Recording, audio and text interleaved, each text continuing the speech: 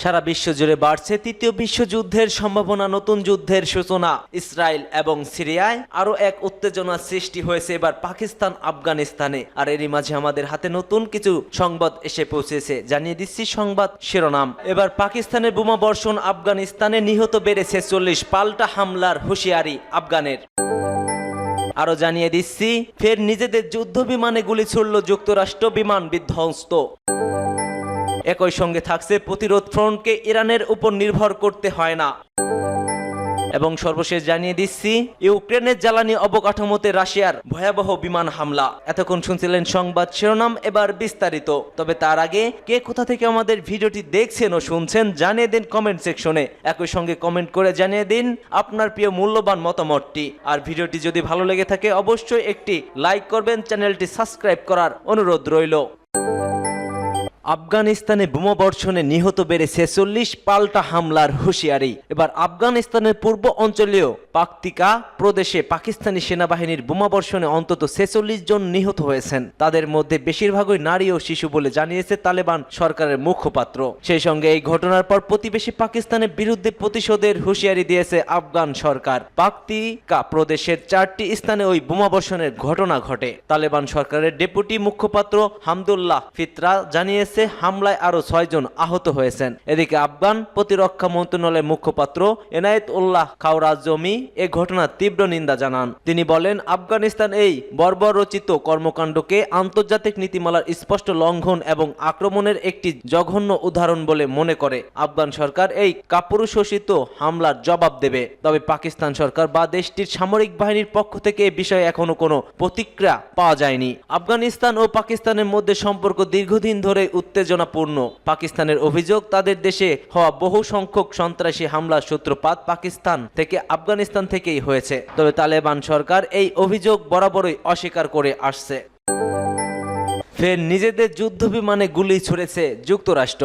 আবারও নিজেদের যুদ্ধ বিমানে গুলি ছুড়ল যুক্তরাষ্ট্র। লোহিত সাগরে মার্কিন নৌবাহিনীর একটি যুদ্ধ বিমান নিজেদের গুলিতে বিধ্বস্ত হওয়ার পর আবারও এমন ঘটনা ঘটেছে। সামরিক সূত্রের বরাতে ফক্স নিউজ জানিয়েছে, আলেপ্পোর জন্য ফাইটার জেট বেঁচে গেছে। প্রতিবেদনে বলা হয়েছে, রণতরী ট্রুম্যান এ অভ্যন্তরণের প্রস্তুতি নিয়েছিল F-18 সুপার হর্নেট মডেলের একটি যুদ্ধ বিমান। এ সময় ভুলবশত ক্রুজার থেকে SM-2 মডেলের একটি ক্ষেপণাস্ত্র যুদ্ধ বিমানটি 30 মিনিটের মধ্যে চলে আসে। সূত্রের বরাতে ফিক্স নিউজ আরো বলছে, এটি ছিল একটি ট্যাঙ্কার ক্রুজার প্রায় 10 মাইল দূরের অবতরণের জন্য ফিরছিল। ক্ষেপণাস্ত্রটি গাইডিং ছিল বলে জেটটির আঘাত হানার প্রায় 3 সেকেন্ড আগে পাঞ্চ আউট করা গেছে। সূত্র আরো বলছে, নৌবাহিনীর পাইলটরা এ ঘটনার ক্ষুব্ধ প্রতিক্রিয়া দেখিয়েছে। ক্ষেপণাস্ত্র ক্রুজারের ক্ষুদ্রে অপর্যাপ্ত প্রশিক্ষণ নিয়ে প্রশ্ন তোলেন তারা। এর আগে মার্কিন সেন্ট্রাল কমান্ড জানিয়েছে, গত 22 ডিসেম্বর ভোরের দিকে F-18 হর্নেট মডেলের আরেকটি বিমানের দিকে ভুলবশত ক্রুজার থেকে গুলি ছোড়া হয়। পরে বিমানটি বিধ্বস্ত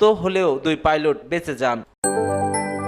প্রতিরোধ ফ্রন্টকে ইরানের উপর নির্ভর করতে হয় না। ইরানের ইসলামী বিপ্লবী গার্ড বাহিনী বা IRGC বলছে, পশ্চিম এশিয়া অঞ্চলে বিদ্যমান প্রতিরোধ ফ্রন্টের ইরানের উপর নির্ভর করতে হয় না, বরং এটি নিজস্ব শক্তিতেই শক্তিমান। IRGCর প্রধান কমান্ডার মেজর জেনারেল হুসাইন সালামি ইরানের দক্ষিণ অঞ্চলীয় বন্দর নগরীর বন্দর আব্বাস মোতায়েনে যুদ্ধজাহাজ শহীদ রুদাকিতে একটি অনুষ্ঠানে দেওয়া এই বক্তব্যে একথা জানিয়েছেন। ইরান কোনো শক্তি হারায়নি উল্লেখ করে তিনি জানান, প্রতিরোধ ফ্রন্টের প্রতি ইরানের সমর্থন থাকলেও তারা নিজেদের সমস্ত্র নিজেরাই তৈরি করে। জেনারেল সালামি আরো বলছেন, প্রত্যেকে যার যার সামর্থ্য অনুযায়ী যুদ্ধ করছে, এদের কেউ অপরের উপর নির্ভরশীল নয়। তাদের প্রতি আমাদের শুধু রাজনৈতিক ও আধিত সমর্থন রয়েছে। তিনি বলছেন, লেবানন ও ইয়েমেনে যারা ইসলামী বিরোধী যুদ্ধ করেছে তাদের এবং আমাদের আদর্শ এক। আমরা একই বিশ্বাস ও প্রত্যয়ে অংশীদার। আমাদের শত্রুও অভিন্ন, কিন্তু তারপরও যে যার নিজস্ব স্বার্থের ভিত্তিতেই যার যার ভূখণ্ড থেকে সেই লড়াই করছে।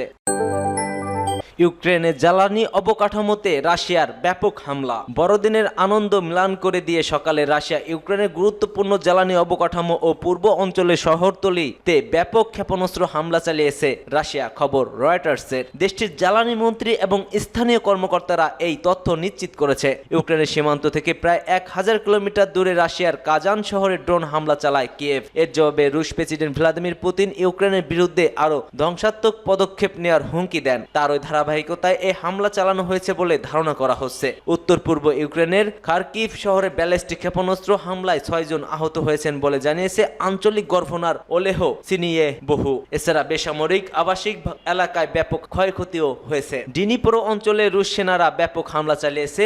আঞ্চলিক গভর্নর সেলিহি লিসাক জানিয়েছেন সেখানে রাশিয়ার জ্বালানি অবকাঠামো ধ্বংসের চেষ্টা করছে। ইউক্রেনের জ্বালানি মন্ত্রী জামান গালুসনচেস জানান রাশিয়া ধারাবাহিকভাবে জ্বালানি অবকাঠামোতে আঘাত হানছে। ক্ষতি নিয়ন্ত্রণের কিছু এলাকায় বিদ্যুৎ সরবরাহ বন্ধ রাখা হয়েছে। ইউক্রেনে রাশিয়ার হামলার স্থলে দলকল কর্মীরা কাজ করছে। ছবি সংগৃহীত রয়েছে। দেশটির বৃহত্তম বেসরকারি জ্বালানি প্রতিষ্ঠান ডিডিকে জানিয়েছে তাদের উৎপাদন ব্যবস্থায় গুরুতর ক্ষতি হয়েছে। চলিত বছরে এটি জ্বালানি খাতে 13তম এবং ডিডিকের অবকাঠামোর 10তম বড় হামলা। রাশিয়ার হামলা ইতিমধ্যে ইউক্রেনের প্রায় অর্ধেক বিদ্যুৎ উৎপাদন ব্যবস্থা ধ্বংস হয়েছে। এরপরে বিশ্বজুড়ে দীর্ঘ সময় ধরে বিদ্যুৎ ভ্রাট চলছে। এই হামলার পর ইউক্রেনের সামরিক বাহিনী দেশব্যাপী বিমান সতর্কতা জারি করেছে। স্থানীয় কর্তৃপক্ষ ও বিমান বাহিনী দেশটির পূর্ব, মধ্য, দক্ষিণ ও পশ্চিম অঞ্চলে ড্রোন ও ক্ষেপণাস্ত্র হামলার আশঙ্কায় সতর্কবার্তা দিয়েছেন।